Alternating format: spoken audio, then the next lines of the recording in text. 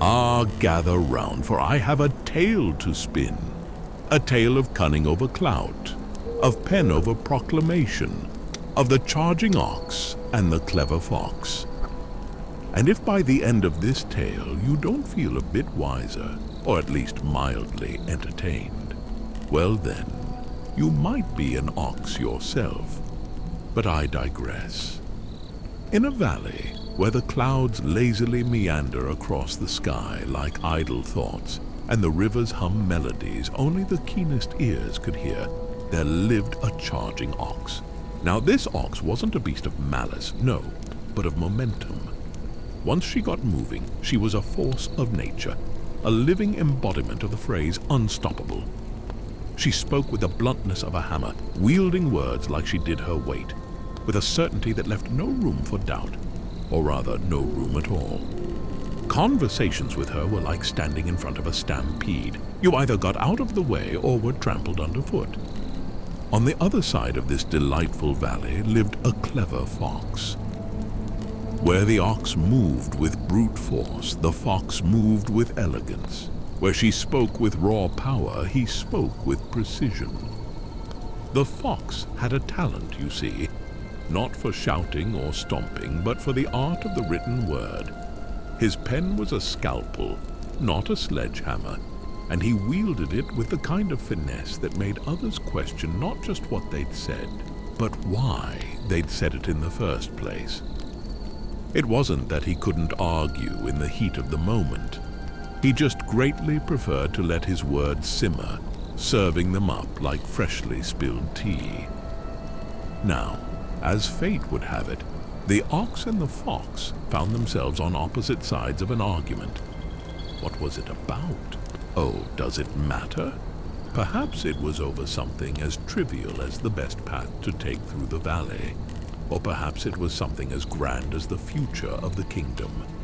What does matter is that the ox, true to her nature, charged into the confrontation with all the subtlety of a boulder rolling downhill. Her words were blunt, forceful, and left no room for the niceties of nuance. She barreled forward, certain that her verbal might would crush any resistance.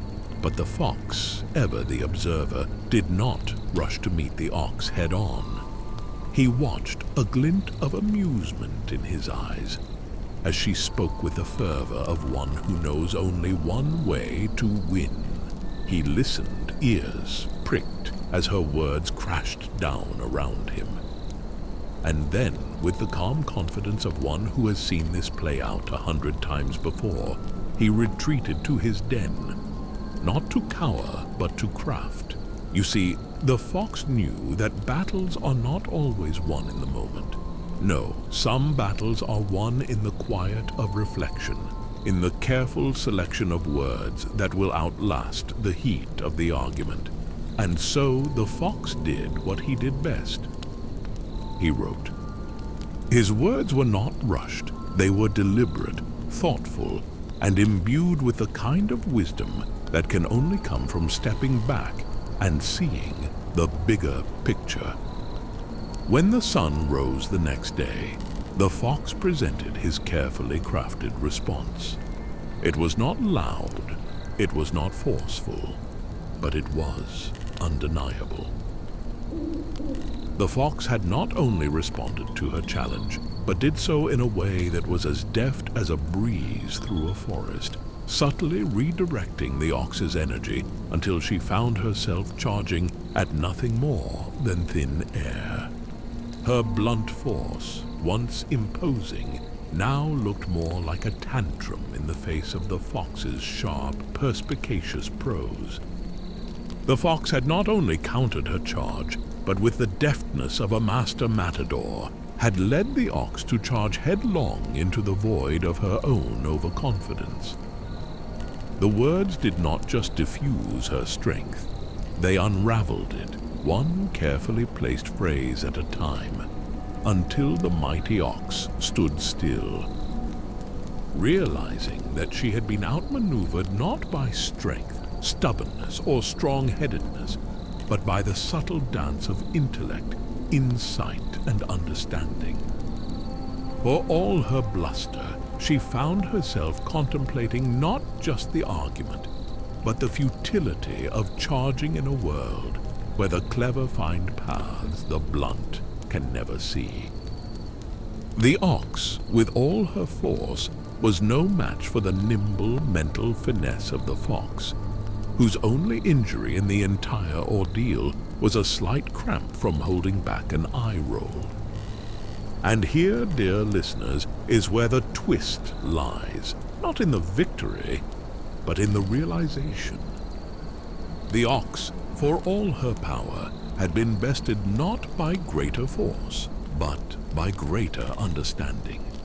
The fox's words had not only countered her charge, but had turned it into something else entirely.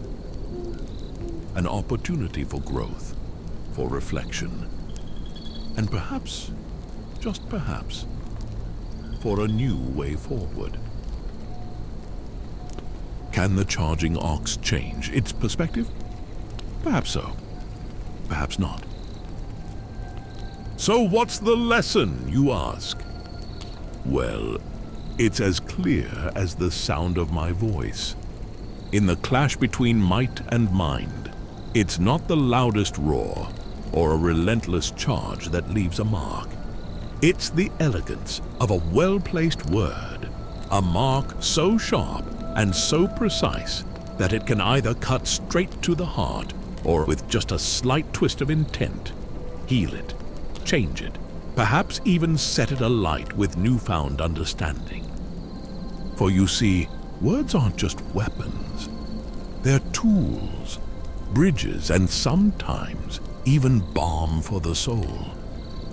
The true cunning lies not merely in knowing when to strike, but in knowing when to comfort, when to inspire, when to take that step back, imagine new paths, and let the words do their quiet magic.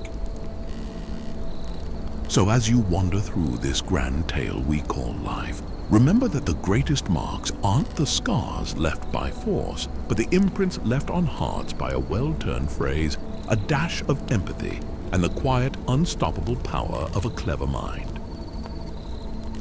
And if you play your words right, you might just find that the happy endings we're all searching for aren't stumbled upon.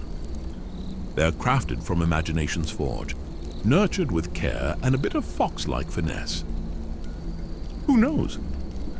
With just the right touch, even a charging ox might find herself transformed into a changed ox. One who's learned that sometimes the softest step leaves the most lasting impression. And perhaps, in that newfound understanding, an ox and a fox might find common ground, forging a friendship where force once reigned, and discovering that with a little wit and wisdom, even the most unlikely pair can walk the same path through the valley, side by side. But beware, dear listener, for life is not always as kind as the tales we tell. For not always does a charging ox become a changed one. A word of caution to the stubborn ox who refuses to budge. You might think you've made your mark by plowing through everything along your path, but in truth, you're just leaving a mess. And if you keep it up, the only mark you'll be making is a dent in your own dense forehead as you repeatedly bash it against the wall of your own stubbornness. Meanwhile, the clever fox, well, he'll have already penned the story of your downfall and moved on to more interesting pursuits.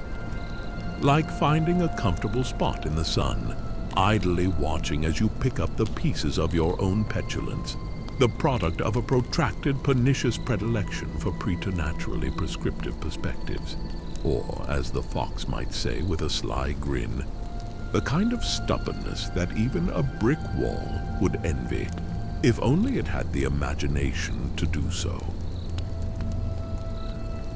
And that, my dear listeners, is the key, isn't it? Imagination. the one thing that separates the ox from the fox. The ability to see beyond the charge, to craft a story instead of just barreling through one. Imagination, after all, is what makes a fox. And the lack of it, well, you know the rest. And so, dear listeners, that is the tale of the charging ox and the clever fox. A story of strength, subtlety, and the curious ways in which wisdom often triumphs where brute force falters. Now, before you rush off to your own valleys, take a moment to ponder.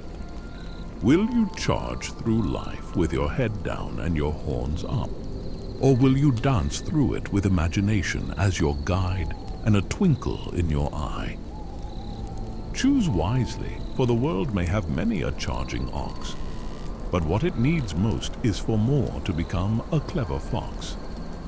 And remember, a well-chosen word and a well-used imagination can outlast even the mightiest of charges. Now go on, and try not to make too much of a mess, will you? After all, some of us are just here to enjoy the sunshine. So pardon me, dear listeners, for this is where our ways must part. So as you venture on, be sure to keep the story of the charging ox and the clever fox held firm in your heart.